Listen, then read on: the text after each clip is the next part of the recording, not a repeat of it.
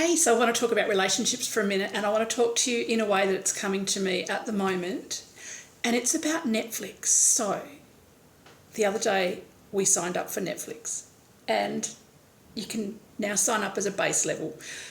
Excuse me. And it's cheaper, but you'll have ads and you can't stream it. So you can watch it on your phone or your device, right?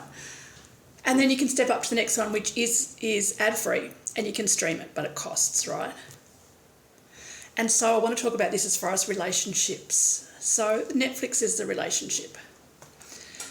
Now, sometimes with these streaming services, you can get free, a month free, 2 months free, 6 months free. We've just got 6 months free on another streaming service, so, right?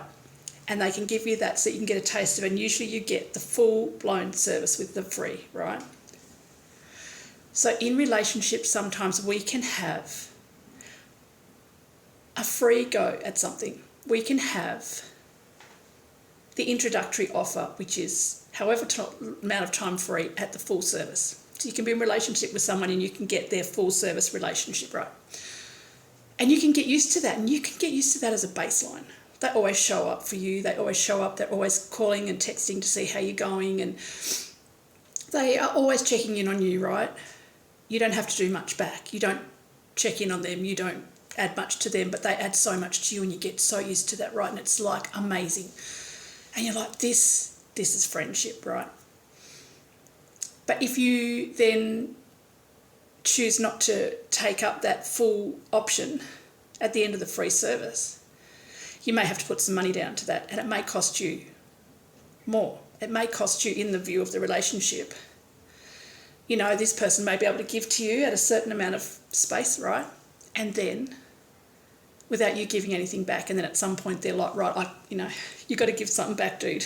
You don't get this full front row seat access if you aren't paying the money for the front row seat. Does that make sense? Now, I hate to talk about relationships as being transactional, but at the end of the day, it's true. If you are constantly giving out to every relationship in your life and none of that is giving back to you, your cup's like beyond empty, right? You need to have some stuff to refill. And so sometimes we can get used to having full service for least amount of price in a relationship. And we can think that that's the baseline of that relationship. And then we can expect more and more and more, right, from that relationship for zero cost. And that's not how it works in my experience. But also in my experience, a lot of people believe that's how it works when they are getting something back. So you can't get shitty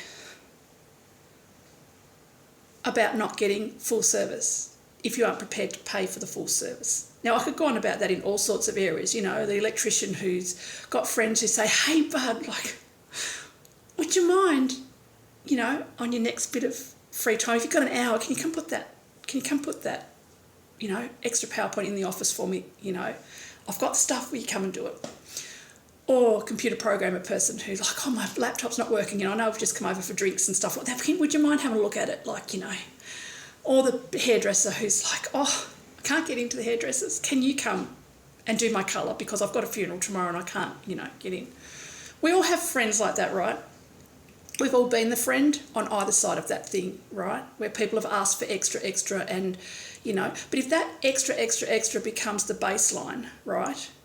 And nothing is given back the other way. Like if these people aren't, you know,